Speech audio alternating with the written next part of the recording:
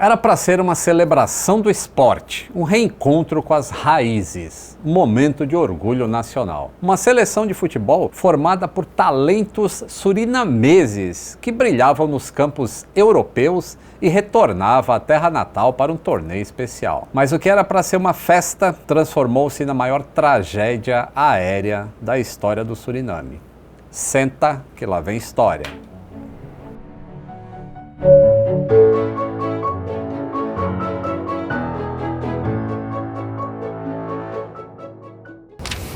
Saudações aeronáuticas, tudo bem com vocês? Tudo bem. O vídeo de hoje é uma sugestão de Késia de Souza. Ela deixou um comentário no vídeo da tragédia lá em Chapecó.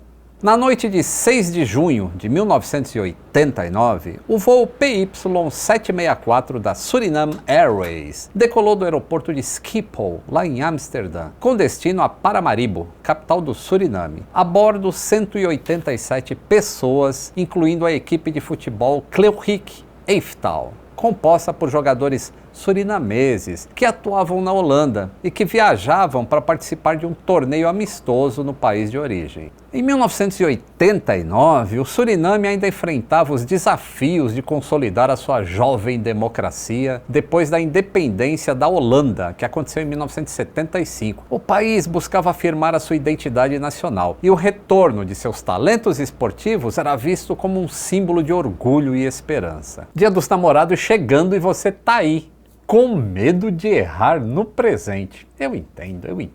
Isso já aconteceu com todo mundo, né? Quase todo mundo. Mas agora tem um jeito mais inteligente de não errar. Dar uma roupa da Insider.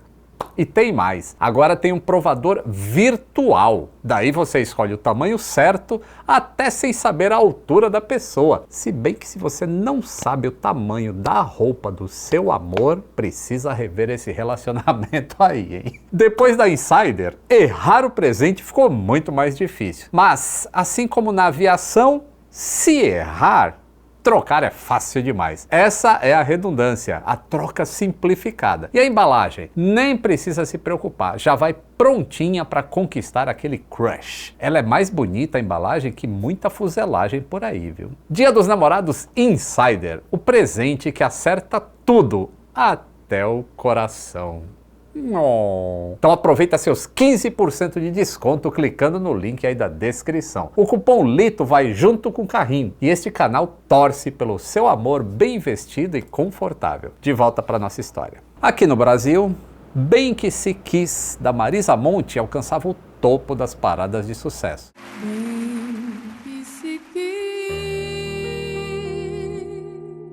Enquanto lá nos Estados Unidos, Wind Beneath My Wings, de Bette Midler, alcançava o topo da Billboard. Na Holanda, a comunidade surinamesa era significativa. Muitos jovens enfrentavam dificuldades de integração. E iniciativas como a do Cleurich Eiftal, que foi idealizada pela assistente social Sonny Hasnow, buscavam promover a inclusão social através do esporte. O comandante do voo era Wilbert Will Rogers, de 66 anos, um piloto americano contratado por meio de uma empresa terceirizada. Seu primeiro oficial era Glenn Tobias, de 43 anos, e o engenheiro de voo Warren Rose, de 65 anos. Embora fossem experientes, havia algumas questões sobre a validade de suas licenças e a adequação de seus treinamentos para operar o DC-8, como você vai ver daqui a pouco.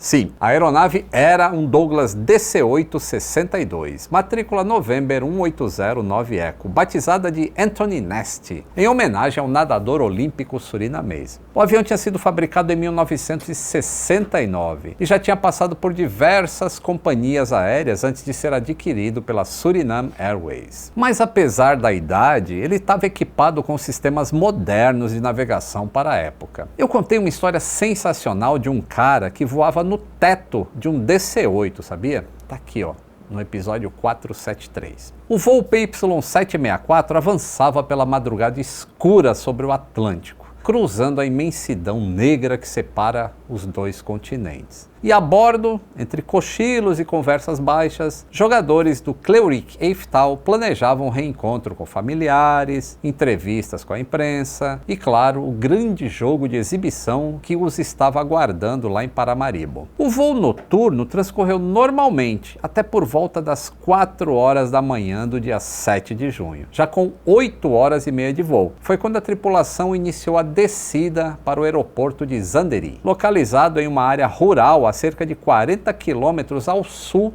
de Paramaribo. Os pilotos planejavam a aproximação para a pista 10, vinda do oeste. Essa pista possuía normalmente um sistema de pouso por instrumentos, o ILS, mas só que ele estava fora de serviço desde dezembro de 1988. Um fato que a tripulação tinha pleno conhecimento. Eles não consideraram isso um grande problema. Afinal, a pista 10 também dispunha de um outro procedimento de aproximação, que era VOR-DME, em que a tripulação segue um feixe de rádio até o aeroporto e vai descendo manualmente em estágios a distâncias pré-determinadas. A visibilidade reportada, às 4 horas da manhã, era de 6.000 metros, com neblina esparsa e camada de estratos a 400 pés. Estava bem dentro dos limites para esse tipo de aproximação. Mas conforme a aeronave ia descendo, os pilotos receberam o boletim meteorológico atualizado das 4 horas da manhã, que indicava uma queda brusca na visibilidade, apenas 900 metros. O que aconteceu com os 6 quilômetros? Isso foi uma pergunta do comandante Rogers. Depois de uma breve discussão, ficou claro: o mínimo de visibilidade para uma aproximação VOR-DME com um DC-8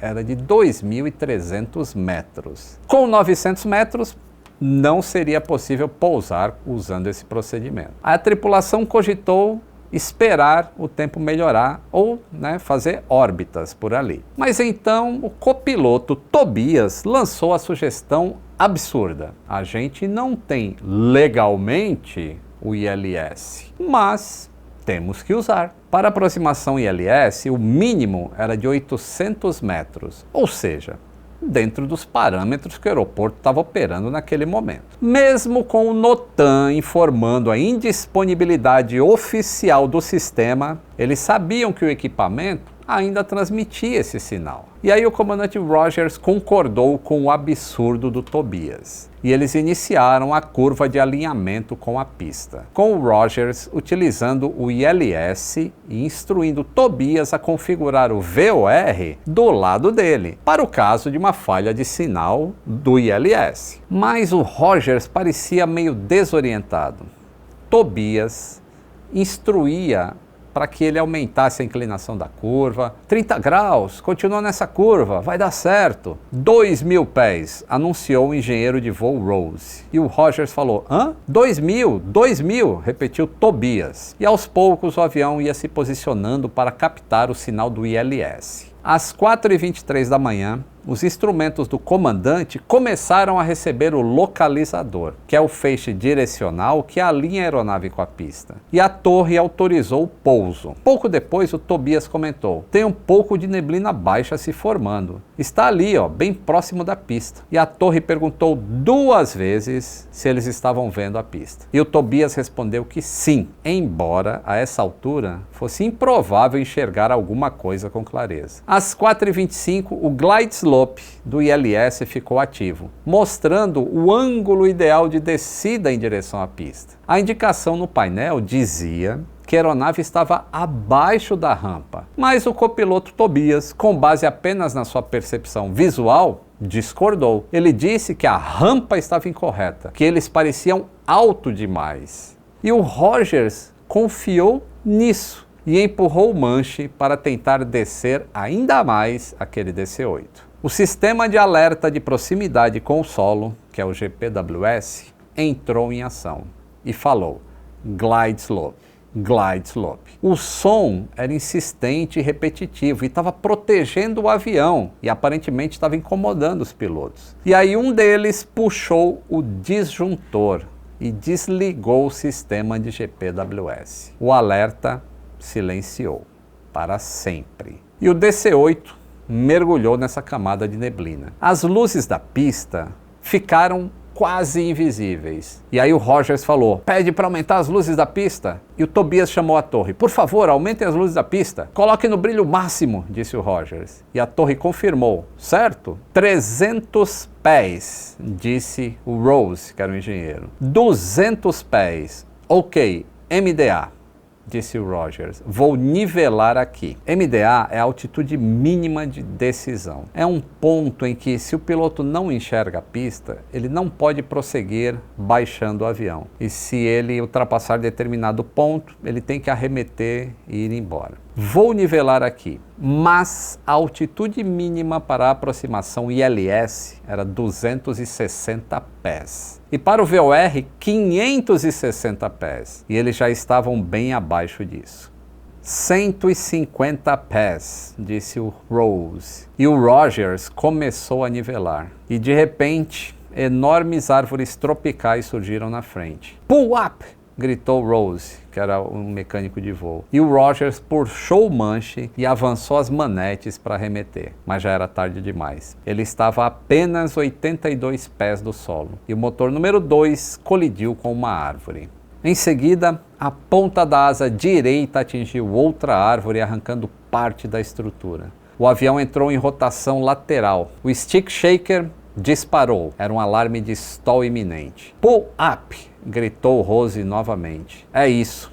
Estou morto. Foram as suas últimas palavras. E o gravador de voz cortou o áudio. O DC-8 da Suriname Airways caiu de cabeça para baixo na floresta, a poucos metros da cabeceira da pista. Partiu-se em diversos pedaços e explodiu em chamas. Alguns passageiros foram arremessados ainda presos aos assentos. Outros sucumbiram ao impacto e às chamas. O Suriname amanhecia em luto. Os bombeiros do aeroporto chegaram ao local rapidamente, mas encontraram uma cena devastadora. O fogo já tinha consumido boa parte da fuselagem, não havia plano de emergência estruturado, faltava equipamento adequado, havia confusão, fumaça e vítimas em meio aos destroços. E a escuridão da madrugada e a névoa contribuíam para uma sensação surreal. É como se o tempo tivesse congelado naquele pedaço de floresta. Incrivelmente, um menino foi encontrado vivo fora dos destroços. Um verdadeiro milagre. E a notícia do acidente se espalhou rapidamente mundo afora. Na Holanda, onde vivia a maior comunidade surinamesa, o impacto foi devastador. Clubes de futebol interromperam suas atividades. Atletas profissionais como Ruud Gullit, o Frank Rijkaard e o Aaron Winter, todos de ascendência surinamesa, prestaram homenagens públicas. A dor era nacional, transnacional,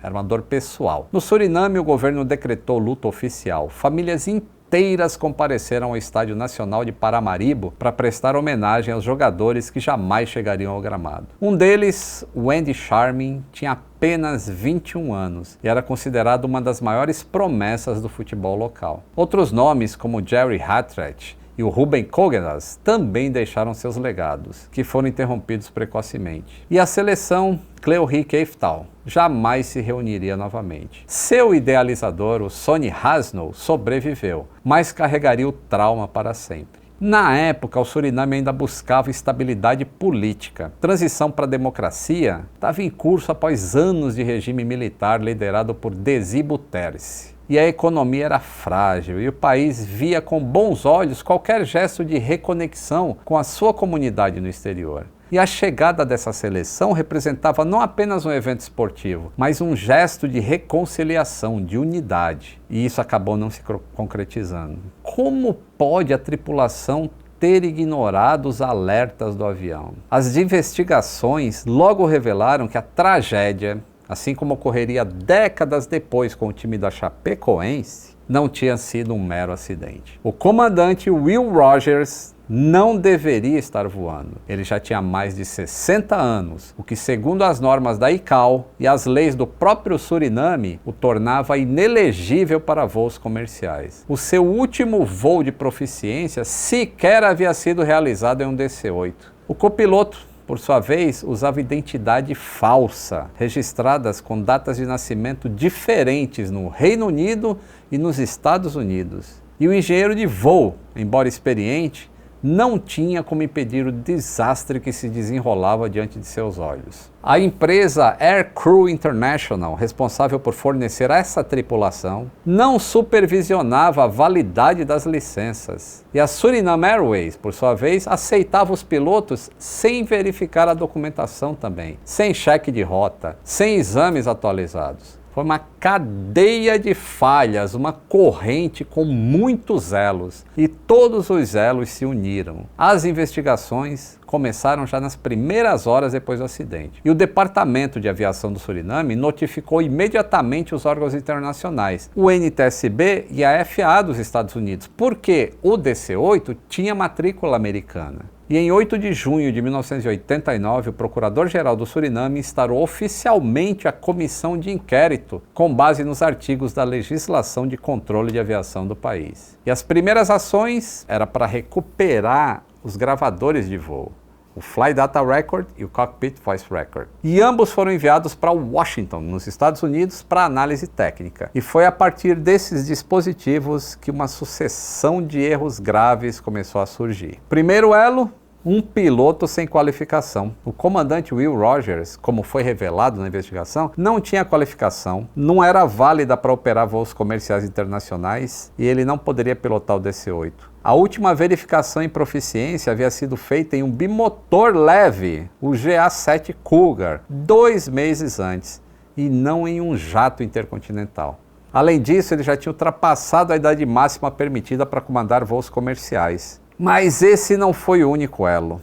O segundo foi o copiloto fantasma. Esse copiloto nunca foi claramente identificado. Ele tinha diversas identidades registradas nos Estados Unidos e no Reino Unido. O FAA chegou a apontar que ele havia se envolvido em um acidente aéreo anterior e que as suas habilitações tinham sido suspensas. Mesmo assim, o cara estava ali, no assento da direita, dando aqueles palpites absurdos e operando um jato com 187 pessoas a bordo.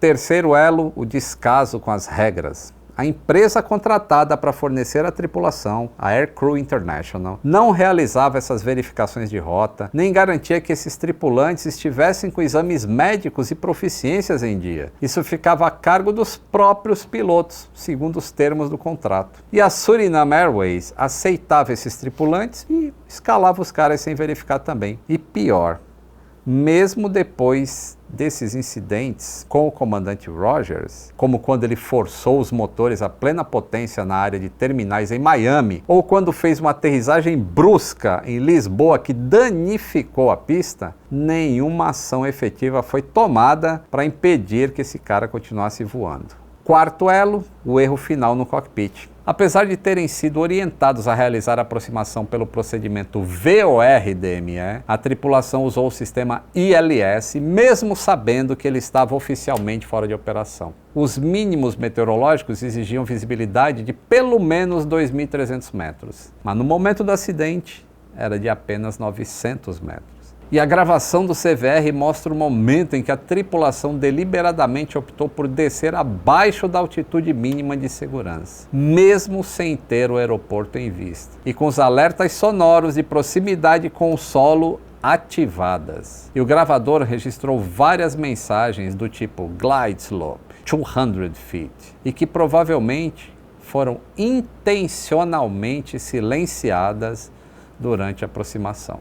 Quando o comandante finalmente diz estamos na rampa, a verdade é que o avião já estava muito abaixo, voando a apenas 180 pés. O impacto com as árvores ocorreu segundos depois. No relatório vieram as recomendações para evitar novas tragédias desse tipo. A comissão propôs um conjunto de recomendações que eram voltadas não apenas a Suriname, mas ao sistema de aviação civil do país. Reestruturação do Departamento de Operações da Suriname, com pessoal qualificado e controles internos rígidos. Fortalecimento da fiscalização governamental sobre operadores aéreos, com auditorias frequentes e independentes. Exigência de documentação completa e validação internacional de todos os tripulantes contratados no exterior. Criação de um plano nacional de resposta a desastres aéreos, com protocolos claros, equipamentos adequados e treinamentos periódicos. Melhoria na infraestrutura meteorológica do país, garantindo informações mais precisas aos pilotos. Revisão dos contratos com empresas terceirizadas para assegurar responsabilidade legal e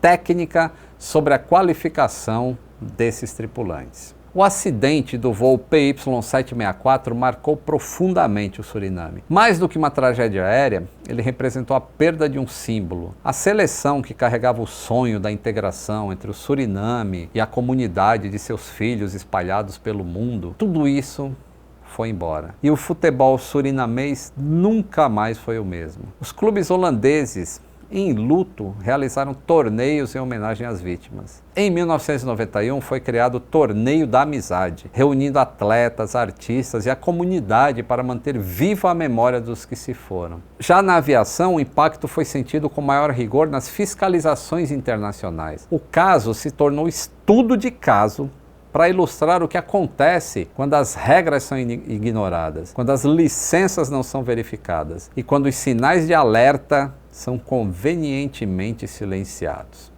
Muito obrigado por ter me acompanhado até aqui nessa história. Se você valoriza esse trabalho de contar histórias que fizeram e fazem a diferença na segurança da aviação, considere se tornar membro do canal. É só clicar no botão Seja Membro e seguir as indicações, as instruções do YouTube. Além de apoiar financeiramente a continuidade do trabalho, você tem acesso exclusivo a conteúdos inéditos e lives especiais. E o seu nome fica nesses créditos aqui, do vídeo, em que aparece, tá? Para sempre. Um grande abraço e até o próximo voo.